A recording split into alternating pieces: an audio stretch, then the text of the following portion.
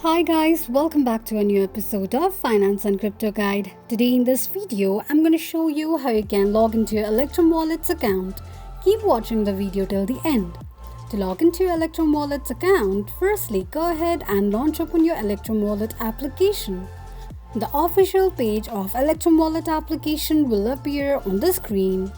Enter a password associated with your Electrum Wallet's account and click on the tick mark icon. Click on an eye icon to check if you have entered your password correctly or not. Once you're done entering your password, it will log you into your Electrum Wallet's account in no time. This is how you can log into your Electrum Wallet's account quickly and easily just in few steps. If you have any thoughts or queries, let us know in the comments section. Don't forget to subscribe to our channel. Also, press the notification bell icon so that YouTube will notify you whenever we post a new video.